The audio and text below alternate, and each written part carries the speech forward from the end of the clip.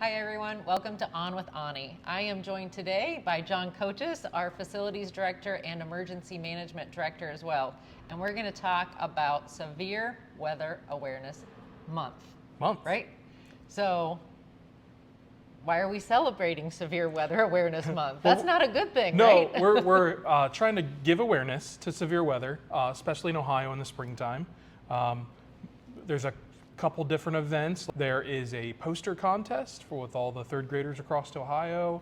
There is just a consistent message across social media, but just to give an awareness to those spring severe weather And issues. wind is usually not our friend when it comes to severe weather, right? Right. We in Fairfield County have had some troubles with winds. Different things like a derecho and a dry hurricane and all these fun storms, but generally tornadoes could impact us at any time, as we recently saw. So what's the best way for someone to prepare personally, like their own home? Like what should they be doing? What awareness should they have? Sure. The number one thing is how to get your information.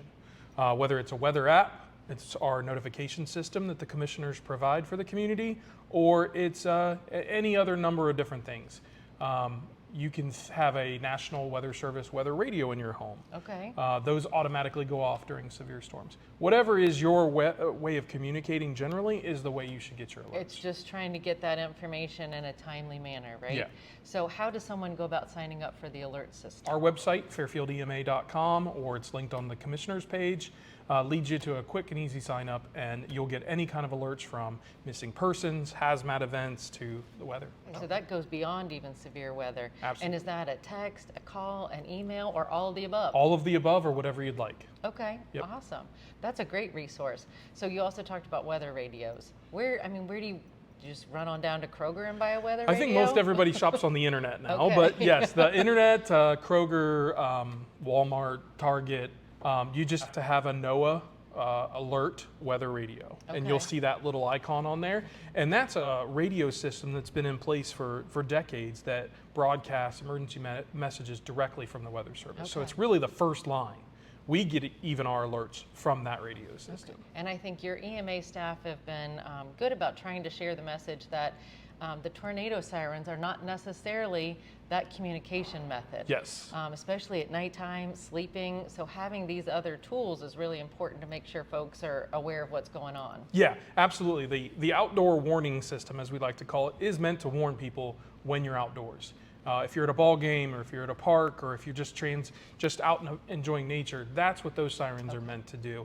Because in years past, that would have been where your weather radio was not available to you. Gotcha. Now with our cell phones, they're really the first line of defense. Gotcha. And I've even got one just yards from my house, and you're not really hearing it in the house that well. It's not meant to, and the way houses are constructed, they really aren't really geared for that, but they're heard well when you're outdoors. What are you doing during this month to work with other agencies that also are looking to make sure folks have awareness and preparedness? Sure. Our relationship with the National Weather Service in Wilmington is probably the key part there. We have an upcoming Weather Spotters course that will what's tie in. that? That's where you go and learn about weather and how to spot safely severe weather and how to report that back to the Weather Service. So that's an annual training that we host.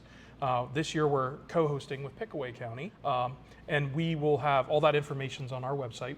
You don't have to sign up, but it's nice to RSVP, so we And have it's an accounts. in-person training? It's an in-person training from Weather Service folks that come down. We invite news media from Columbus news stations. They sometimes come. Okay. We've had Ben Gilbert, Jim Ganal show up and say a few words, but it's a really cool course, free to the public, and really you learn how to safely observe a storm. Also helps identify what's severe, what's normal clouds, what's what we see in Ohio. So it's a really cool course.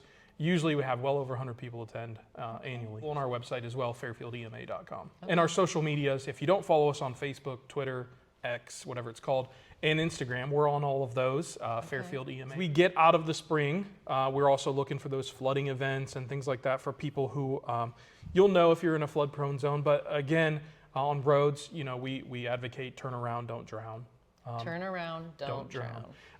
We do have several roadways that are susceptible flooding, and when you're driving, you're not really aware of the areas that do that. So just be careful in those events. Because it's hard to tell how deep the water is, Absolutely. right? If it's moving, it just takes a few inches of moving water to move a car off a road. Heighten that one up because we do see that, and we're not used to being a flood community in a lot of our locations. So we just definitely emphasize on that Okay, one. wonderful. Well, thanks for joining me today. easy. And thanks to everybody for tuning in.